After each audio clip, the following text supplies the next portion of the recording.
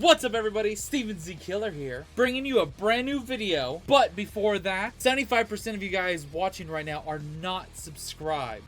Damn! That means two things. 75% of you guys are either returning or brand new to the channel. If so, hopefully this is the video that gets you hit that subscribe button today. Do it.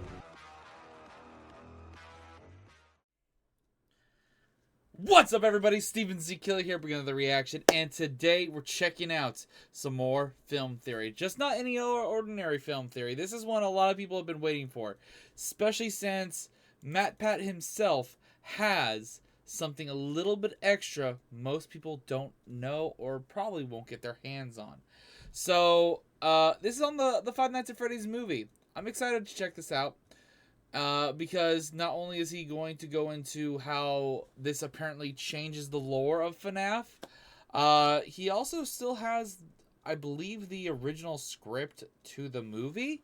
So I wonder if he's going to bring out any information or anything in particular that were changed or anything like that. I don't know if he's allowed to say stuff, but there's a possibility. Who knows? And, yeah. I am curious on how this movie is changing the lore, because honestly, I feel like the movie-wise shouldn't be seen as canon for the game series. I think the storyline and the lore for the games should be a separate canon from the movies. Well, the movie, I don't think it should intertwine. I really don't, because my thoughts and feelings of the movie is, it was not a terrible movie. I didn't mind it. I think it was good for FNAF fans. But going through and thinking about it realistically, there were certain pacing issues. There should have been a little bit more direction and a better flow of story. The story was kind of, at points, just pushed forward. And some things just didn't add up, and some things were just thrown to the side, and some questions weren't even answered. But I don't know. It didn't feel like a complete movie, and I feel like they cut out too much, or they just didn't have enough. So for me personally, I've said this before, my rating of the movie is like a 5 out of 10. That's how I feel. I don't think it's a horrible, outright garbage movie, but it's definitely no blockbuster. I think it's a okay movie, and I'm hoping for improvements for the next one. Also, people said Scott's not a director, so that could have been a huge part. But I'm just glad that he did take part in the movie, because sometimes that can hurt it. And to be fair, FNAF doesn't have a concrete, direct, script of the story itself from beginning of FNAF 1 to where we are now, Security Breach. It's all, over time picked apart, and things have changed, and things were altered from game to game. So there's no outright, oh, they had a full-on, this is what happens here moment. And they had to make it kind of entertaining, which I understand, which is why I had low expectations, but it was still underwhelming. So that's why I give it a 5 out of 10. Anyways, let's just get into this reaction. Film theories, Five Nights at Freddy's movie changes the lore by film theory. So do me a favor, the link will be down below. Like and subscribe like always. And let's check out this right now. Hello, Internet! Welcome to Film Theory, the show that knows that a picture is worth 1,000 words. The drawings show them what really happened. And what did you draw? A yellow rabbit hitting the subscribe button? They can see you now. Well, great! That is the point of the subscribe button, after all. Thanks, Abby. Finally it's happened. Also, has MatPat given, a full-on review of how he feels about the movie? How it went, pacing-wise? Because, like I said, there's certain moments that didn't feel like they didn't lead up to those moments properly. Happened. After 8 agonizingly long years in development hell, hopping from studio to studio, director to director, the Five Nights at Freddy's movie is finally out for you to go see right now. And man, has this been a commercial hit. As of the writing of this script, just one weekend into release, the movie's made over $152 million at the box office. More than 7 times its own budget. And that's actually really good to see, because I hope this means that they will go into another movie or two, and maybe they will do better. Despite being available to stream on Peacock, where, oh wait, it's also the most viewed movie on Peacock ever. Suck on that, my... Oh, wow, okay. Well, oh, yeah, that's pretty good. Like, it still did good in the box office with it still being available as a streaming thing.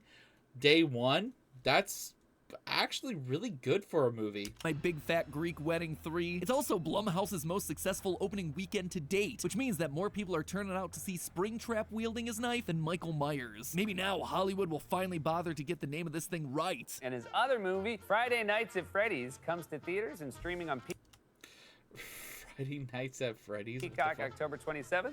Five Nights at Freddys. What did I say? Friday nights. It's been 8 or 9 years since I first met Scott Cawthorn, who created this. Why do we get it Five wrong? nights. Or not. Who cares? Forget them. This thing was made for the fans. From Sparky the Dog to Dream Theory to... It's just a theory. You bet it is, and today we're getting back to those theorist roots. Today we're theorizing about the actual movie, and boy, is there a lot to talk about here. True story, after the movie, I basically locked myself in the room with Lee and Tom, the film and game theory creative directors, and we busted out our trusty whiteboard to figure out exactly what was going on in the movie and where the story was going to head in the future. Because there were just a lot of details left hanging. What was up with the Balloon Boy figurine? How's no one freaked out by the fact that there are bodies in those animatronics? Wasn't this like the most structurally unsound table for it of all time? That last one, perhaps, the biggest... No, I didn't care about that scene. That scene was pretty stupid. Mystery of them all. Today, we're going to be looking at all the Easter eggs, secrets, and hidden lore from the movie, then comparing those to other parts of the franchise, both the books and the games, in order to predict where the story of the FNAF 2 movie is going to go years before they actually make it. So, that's our one job for today, but before we get to it, I also have to shout out our brand new line of officially licensed FNAF theory wear. That's 2 jobs. Yeah, I guess you're right, Vanessa. It is 2 jobs. Anyway, let me tell you guys, these are some of the most fun, unique items. Well, go support Film Theory and or Game Theory. Go check out their merch, but we're going to skip on ahead of this. Alright, come on. Okay, I didn't expect it to be this long. Oh, here we go. And now, with that shameless self-promotion out of the way, let's just hop into the theory, shall we? So to begin, we should point out that we already do have some vague idea where the sequel's gonna head. In an interview with Variety, FNAF director Emma Tammy explained that the first movie was tied to the first game, so a second film would likely tie into a second game. Which, duh, kinda goes without saying, but also should probably make our lives easy, right? Yeah, not quite. As we mentioned in our first prediction theory, the strategy for the movieverse seems to be taking iconic bits and pieces from across the entire franchise, games, books, fan theories, even hoaxes, and honestly, I feel like the second movie should be more like Five Nights at Freddy's 3, because the second game takes place technically before, yeah, it takes place before FNAF 1 technically. And I still feel like that they should have explained William Afton's motive. Like, actually, they could combine FNAF 2 and FNAF 3. They could combine that for one movie. They can combine the storyline of why William did what he did to the 5 children, because to be 100%, if you're not a FNAF fan, you're not going to like the FNAF movie if you don't know the FNAF lore, because it's just like never really explained or shown any like backstory, no flashbacks, nothing really like, oh, here we go. Like, they showed like the comic book scene stuff of him gathering the children and killing, but not the reasoning, like with all the things that happened for William Afton himself, his kids, and all that stuff. It's just, I don't know. Pulling it all down into the most recognizable version of FNAF there is. That's how we got Mike Schmidt from FNAF 1 hanging out with Vanessa from Security Breach, fighting Springtrap from FNAF 3, and saving Abby from getting stuck into a Springlock version of Ella from the Silver Eyes novel, with an ending that was ripped straight out of the 4th closet. It is a literal... That's Ella from a book, not like a beta baby design? That's what I thought it was. FNAF the smoothie. Everything dumped into a blender, chopped up, and then poured back out onto the big screen. So yeah, while it did follow the same broad strokes as the first game, 5 Nights in the FNAF 1 pizzeria with ghost kids in suits, it is definitely not the same story. It's also important to note the changes to the story that have been added in. One example has to be the time that these movies take place. It's widely accepted that the FNAF 1 video game takes place somewhere around 1993, and yet in this scene from the movie, we see a date on a security camera that reads April 6th, 2000. 2000, about 7 years later. Another big example, though we've long theorized that the story of the original FNAF games takes place in Utah, that is not the case in the film. In the film, during the scene where Aunt Jane is confronting Mike at Abby's school, her lawyer... Yeah, like this sub-story with the fucking lawyer dude and the auntie wanting the child for money. That whole point, that was just so fucking pointless in the movie. And it literally went nowhere. hands Mike some family court paperwork. If you pause and read the fine print on the documents, you'll find the URL mncourts.gov, which is the official website for the Minnesota judicial system. Additionally, we can see a phone number with the area code 651, which is connected to the St. Paul area and eastern suburbs of Minnesota. And get this, I kid you not, there's a small town in this area code named Afton. You cannot make that up. Honestly, I wouldn't be surprised if Scott moved the entire movie to Minnesota just for that change alone. Lastly, there's also this decal on Vanessa's police. That just seems like a little Easter egg thing, because he's always loves doing, like, having hard to find Easter eggs or weird Easter eggs like that. GFPD. PD stands for police department. That part's pretty darn obvious, but then what about the GF? Well, honestly, that could stand for any city or township with those same initials, from Grand Forks to Glen Falls to Great Falls, but included in that list is Granite Falls, just 2 hours west of St. Paul, whose cop cars, at least according to the website, follow the exact same black and white color pattern that we see in the movie. Speaking of clues from the cars that are seen throughout the movie, we can also reasonably assume that Mike's brother Garrett was kidnapped in the early 80s, based on this shot from Mike's dream sequence. By taking the rear end of William Afton's car here and reverse image searching for it, we're able to identify this as a Ford Fairmont Futura. Specifically, the model is coming from between 1980 and 1983. You can immediately see the connections here between the unique vertical taillight design and the boxy body shape. But why then does that matter? Well, Mike's brother Garrett is likely the first child that Afton abducted and killed. In Mike's dream flashbacks, we very clearly see Garrett holding a toy airplane as he's being taken away in the back of Afton's car. And where do we see that airplane again? When Vanessa reveals Afton to be her father. She's holding the same airplane. That right there, that is cold. Gifting toys from your victims to your daughter, but not... I didn't even notice that. Not only is it gross, it's also helpful because it lets us put together a rough timeline. You see, Afton and Vanessa are clearly in a still operational pizzeria in this photograph, which means it had to have been taken before the other kids went missing, causing Freddys to shut down. In other words, Garrett was the first of Afton's victims that we currently know of. And that right there, that's important because in the games, Afton's first victim, and the one most closely associated with his car, goes on to possess the puppet, a marionette-esque character that serves as a protector and guide to all the other spirit children. It's the first victim that gives gifts and gives life to the other animatronics after their murders. We see this possession happening in FNAF 6's security puppet minigame. Notice the tire tracks out there in the rain. We see the exact same event from a different angle in FNAF 2. Notice that cool purple car. From there, the rest of FNAF 2's hidden minigames then show us the puppet trying to protect the other dead children from Afton. And when it can't, the puppet decides to bring them to life in the form of animatronics.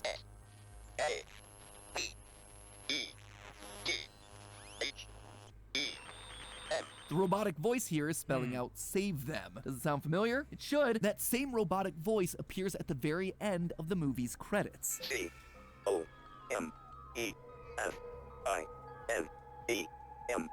Once the whole thing wraps, the voice has spelled out come find me in the I didn't realize that in the end credit stuff. exact same way that the puppet communicated to the player in the FNAF 2 minigames. And who needs to be found in the movie? Garrett. See, the fact that they never resolved what exactly happened to Garrett was a big thing that stuck out to me when I was watching this thing. After all, it was Mike's entire motivation and his only clear outright connection to both Afton and Vanessa. His fate. Yeah, they basically found out the 5 missing children are the animatronics.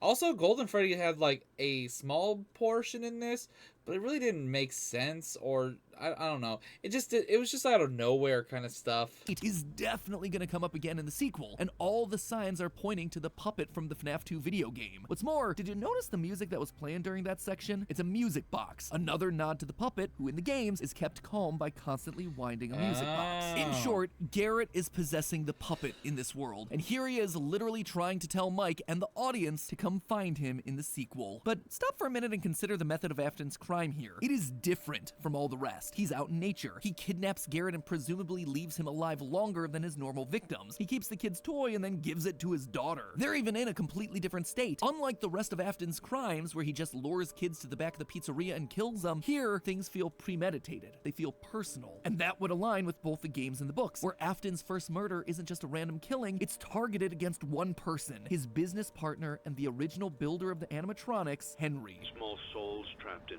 prisons of my making, now set to new purpose. A wound first inflicted on me, but then one that I let bleed out to cause all of this. In fact, in the novel trilogy, Afton does the exact same thing that he does in the movie. He kidnaps Henry's daughter, Charlie, before ultimately killing her. Basically, all signs point to Garrett not just being a random victim, but rather to him being the son of Afton's partner and rival, Henry, the man who helped Afton build all of the animatronics. See, as I was piecing together the details from the movie, I started to notice something. The Afton and Schmidt families from the movie seem awfully close to the family structures from the games, except in reverse. You see, in the game series, we know that Afton has himself 3 children, Michael, Crying Child, and Elizabeth. The oldest son, Michael, plays a prank as a kid which gets his younger brother killed in the iconic Bite of 1983. From there on, Mike becomes obsessed with atoning for his mistake, eventually becoming a security guard and releasing the spirit of his brother into the afterlife. Then there's Elizabeth, who eventually gets trapped and dies inside a baby, a suit that is increasingly looking to be a spring-lock animatronic. Now let's check out the Schmidt family over in the movie. You have, again, a family of 3, 2 boys and a girl. Mike, the older brother, is a security guard who's obsessed with atoning for the time that he got his younger brother Garrett kidnapped and killed. Then there's Abby, who's nearly trapped and killed inside the Ella suit, a spring-lock animatronic. They literally match 1 for 1. Meanwhile, Afton in the movie seems to have himself only 1 daughter, Vanessa, just like Henry had himself 1 daughter, Charlie, in the games. So if they've switched dynamics, that could make Mike's dad here the representative of Henry. You know, I didn't even think about that. That is an interesting thing he pointed out. I didn't even think about the fact that in this storyline, the amount of children have switched. From the games. Her mom died a little while back, and Dad, he couldn't handle it, so... They leave Mike's dad's fate vague. To me, looks like it was deliberately done in case they ever wanted to bring Mike's dad back into the story in a role. So he's possibly dead, or because they could go the route of he took himself out, he left, he's just dead. Similar to Henry's. But perhaps most interesting of all, if you look in the background of the employee training video, you can see a man who looks very similar to Mike's dad. I said in my reaction of the movie that was Henry. Working on the animatronics, just like Henry would have done in the game's canon. This is also, as far as I can tell, an uncredited performance, but one look at Mike's dad, this guy from the training video, and the way that Henry's portrayed in places like the character encyclopedia, it shows a visual design connection between the 3 of them. But not only would this connection fit with the established game lore, it would also explain why William Afton recognizes Mike. Early in the movie, we see Afton have a moment of recognition when he reads Mike's last name, Mr. Michael. But according to US Census data, there's around 166,000 people with the last name Schmidt here in the US. So either this is just a case of pure movie coincidence, or William recognizes not only the last name Schmidt, but Mike Schmidt specifically, in the general age range that his partner's son would be. That's why he's so sure that this is someone from his past. More evidence for this? The fact that William knows that Mike has a brother without it ever being addressed. This is perfect. First I killed your brother, now I killed you. Sure, we can assume the spirit children told him. Little ones tell me you have a sister. Or maybe Vanessa, but that's a bit less satisfying than him just knowing and taking out his vendetta against every member of the Schmidt family. And for those of you saying that Henry's last name is Emily, it might be, but that's never actually been officially confirmed. We've always thought it was a bit bizarre to have as a last name, and let's be honest, it could just as easily be Charlie's middle name, Charlotte Emily Schmidt. But last, let's talk about William. You'll notice that I just pulled the line that indicates that the spirits talk to William throughout this movie, which is a very important detail. In fact, if you notice, they really gave Afton a lot of explicit control over what the spirits are doing here. See, while he seems to understand what was happening in the games, it never seemed like he could outright control the animatronics. In the books, it's a little bit different. He eventually is able to control the animatronics, but not until the last He basically could probably like influence them to like protect the location, which is why they murdered those people earlier in the movie. Of the trilogy. Here, though, he seems to understand all of it from the get-go. They tell him about Abby. He understands the importance of the pictures on the wall. What have you done? And as the spring locks in his suit are going off and he's dying, what does he do? He basically basically looks directly in the camera, says his catchphrase, I always come back. and puts on the Springtrap helmet. Why? What sense would that make? Well, it's a pretty clear indication that this Afton explicitly knows how possession works, and it involves being completely put inside of the suit like this. Putting on that helmet is basically Afton accepting his fate, knowing that he'll be back, able to possess the suit and survive. So right here we have ourselves a smarter Afton who is years further in his understanding of the spiritual world than either the Afton in the games or the books, which leads me to this: an animatronic buried in the parts and service room of the pizzeria. One that you can't see in the movie, but you can see in the behind the scenes footage from Dawko during his tour of the movie set. An animatronic with round skulls. People were actually asking me to react to Dawko's like behind the scenes or on the set or something like that. I was meaning to, but I haven't had the chance to. Silver eyes and human teeth. Well, this could just be background set dressing. I don't think that's the case. If this is truly an Afton who understands the power of agony in granting eternal life, if this is an Afton who has gone so far as to build a Freddy torture chair for extracting remnant, that's also such a weird choice from his victims, I'm thinking his experiments with building passable robotic humans has already begun. This isn't just me playing the Robot Gregory game again. It is the only explanation for the parts and services room to have an animatronic with human teeth and realistic human head proportions and eyes, and above it, hanging from the top of the shop, a robotic hand with 5 fully articulating fingers and human proportions. No other animatronic in this series fits this sort of description. Oh, another theory. That could be future Springtrap. Does this mean he's already built a humanoid, or is this just an early phase of his experiments? It's unclear, but it does give a bit more credit to Vanessa's bloodless stab wound at the end of the movie being more than just an excuse to get itself a PG-13 rating. My real guess, though, is that there's a robot Garrett walking around, and that he'll be— I didn't notice blood didn't come out of her when she got stabbed. I guess that if they go that route, maybe she died and he rebuilt her in multiple ways.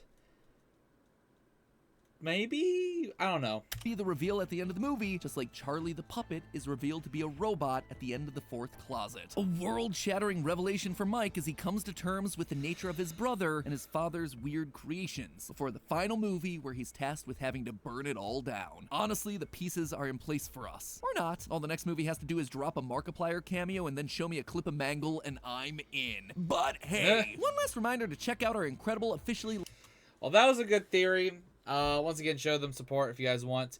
It was honestly a good theory on the movie and everything. I don't think there's anything at the very end. Uncut.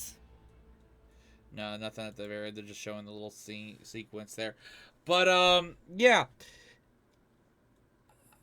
I can see where they're going for. I just hope they do better at the direction of the movie, and they definitely gotta make the plot and backstory a little bit more concrete. Like, to be fair, I feel like this movie would do better once maybe another movie or two come out and there's more like maybe they left out certain things on purpose and will be stronger because future movies, like other movies do sometimes, and they can make the connections and everything more solid. I'm hopeful, but at the same time, I want to keep my expectations low like I did for the first movie, and I was still underwhelmed with that movie. But I will be checking out whenever the FNAF 2 stuff comes out, the second FNAF movie. And, of course, you guys let me know what your guys' thoughts on this theory. Do you guys have any theories yourself? Please comment down below. Look out for more videos. Check out more on my main channel, and also I am posting more now on my secondary channel, more content on the way. If you guys are interested in me gaming, I recently played the game Don't Scream, and there's an awesome highlighted video of that playthrough of Don't Scream, where I even turn it up to the hardest difficulty available on that game, which is having the mic sensitivity at 100%.